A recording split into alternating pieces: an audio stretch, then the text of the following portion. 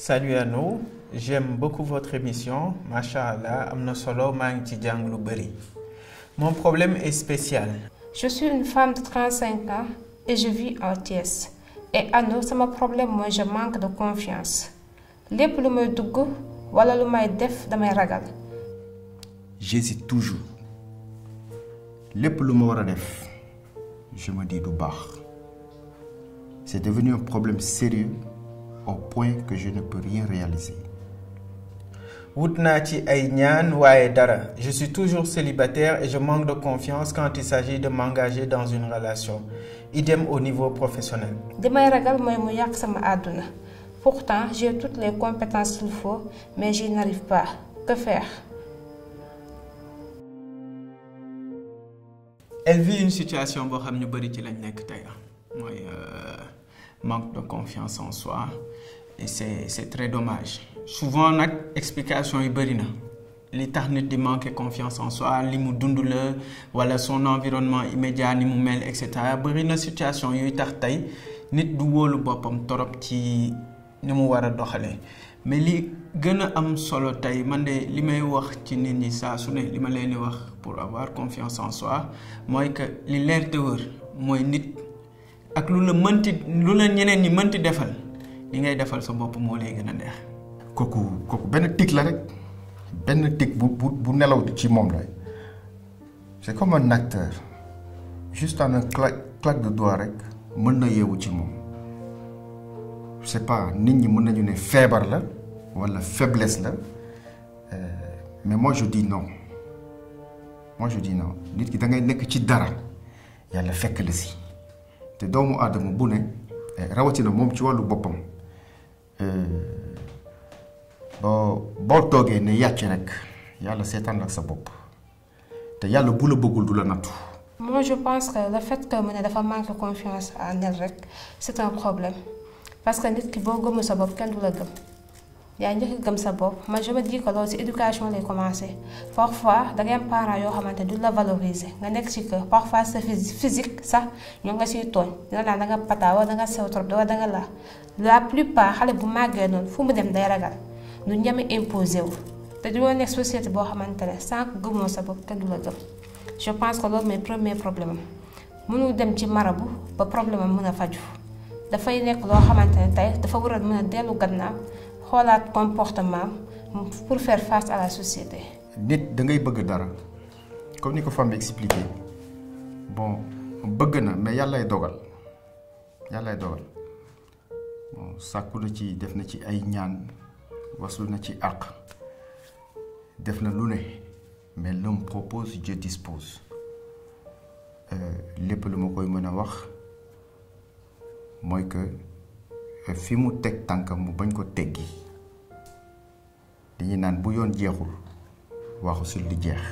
mais qui ne risque rien à rien moom manque de confiance boobu xam na moo tax du mën a réaliser dara ba pare nga gëm benn côté tamit moo ñu gëm côté sëriñ ñi te sëriñ ñi moom boo leen gëmee loo bëgg def bu ñu ci dugalul seen loxo rek danga naan du sotti booy dem rek booy dem arme booy dem guerre nga taxaw nga ne du ma gañe doo mës a gañe sa àdduna.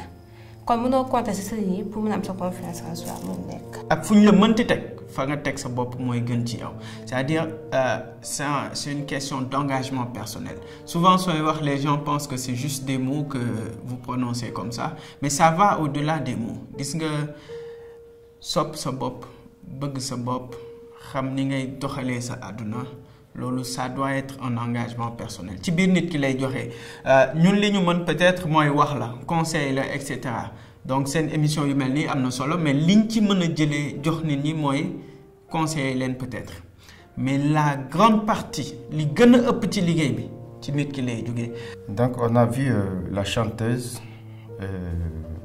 cap-verdienne Césaria Evoria la dame aux pieds nus. Elle avait une belle voix donc dem na ba presque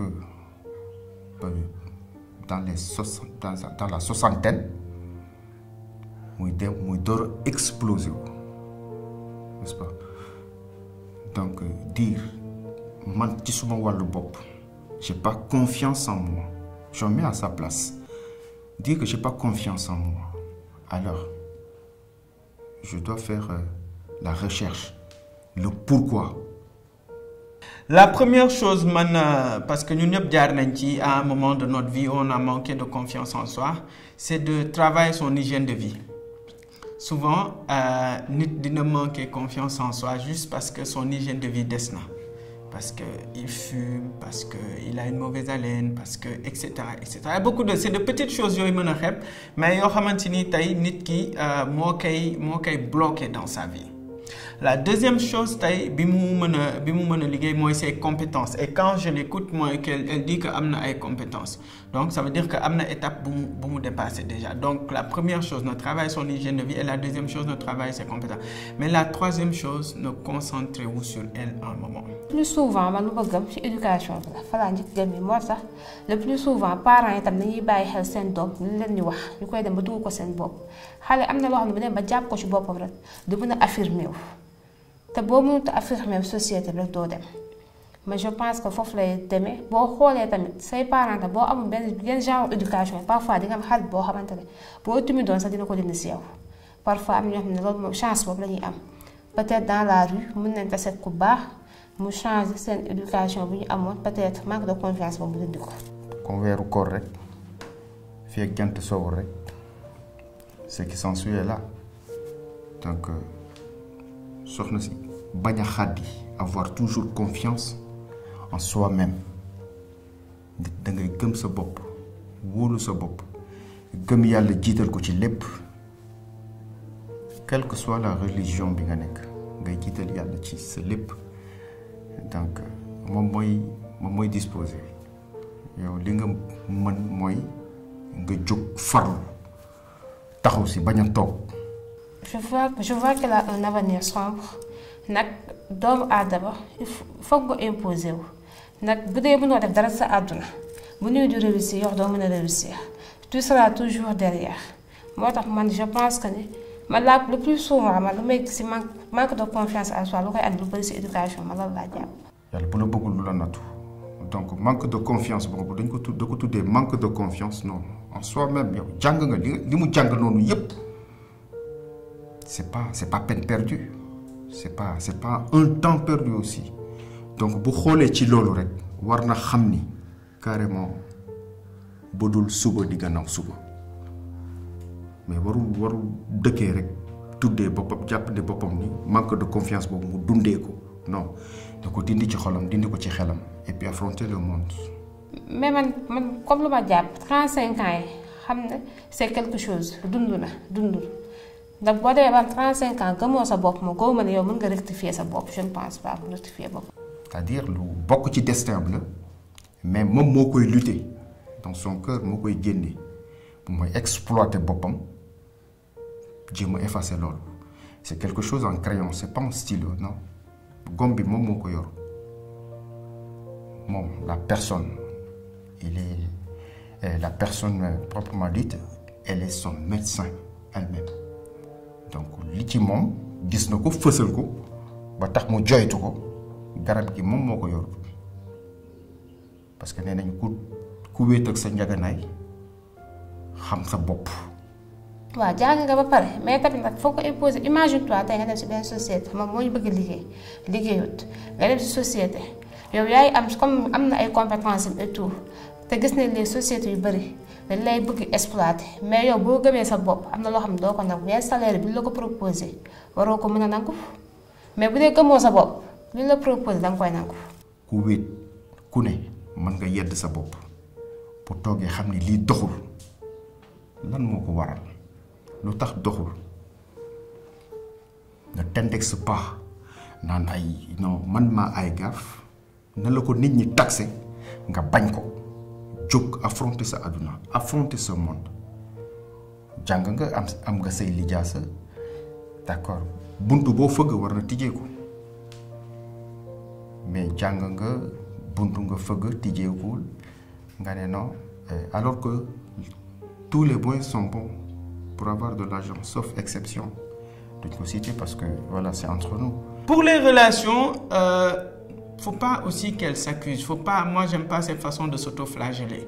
lu ma bëgg def lu baax wala ku ma nekkal yàq ko et cetera non ça souvent c'est très dangereux et am na ñu mu pousser jusqu'au suicide faut pas s'autoflageller et dis-toi que la relation si elle marche c'est vrai que def nga ci dara mais il faut que ki nga nekkal aussi mu def ci dara et si je peux me permettre aussi faut pas que moom mu focus mu concentré wu trop sur des histoires de relations et cetera gis nga yooyu mën na xaar elle a du travail à faire sur elle et ce travail-là va commencer par son hygiène de vie par sa qualité de vie par prendre du moment pour elle c'est-à-dire jóg ne damay dem restaurant man kese ma toog wala damay dem toog géej man kese xalaat ci sama bopp nan laa gérer sama life lu ma bëgg a def ma organiser surtout l'organisation il faut être très organisé dans sa vie xam naa heure bi fii laa war a ne heure bi fee laa war a heure bi fee laa war a nekk yooyu mooy tax tey nit mën a gën a wóolu boppam. amul confiance en soi moo tax ñu ragal peut-être au début am na ñoo xamante ne peut-être au début tamit disait moo leen koy def mais au fur et à mesure ngay fréquenter yenn milieu day dem ba dañ. aussi bañ a déglu nit ñi lu bëri malheureusement Sénégal dañuy déglu nit ñi rek li la nit ñi wax suñu la nee da ngaa ñaaw nga gëm ni da ngaa ñaaw suñu la nee da ngaa digg non à un moment concentre-toi sur toi gëmmal li nga gëmal sa bopp loolooy tax nga mën a dem mais fii ak yaa ngi déglu nit ñi aussi liñ lay sànni ba doo sori parce que nit ñi ñoom liñ bëgg a wax rek la ñuy wax. àdduna bi boobu fa nga gëm sa bopp boo bëggee dem ndax léegi lu ñu naan góor baax na jigéen baax na muy góor muy jigéen boo gëmulee sa bopp moom may loolu tu resteras toujours derrière. te on est dans un monde boo xamante ni il faut se battre. parce que doomu aadama il faut nga wóolu sa bopp il faut nga wóolu sa bopp gëm sa bopp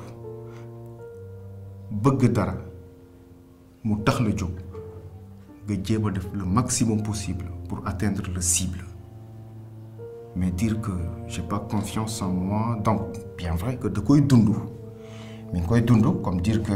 Voilà, même sous mes relations ou bien sous mes jënd wala lii dans toutes les choses donc dina dem ba nit ñi naan ko bon elle a la poisse ou bien dafa ay gaaf wala non je dis non.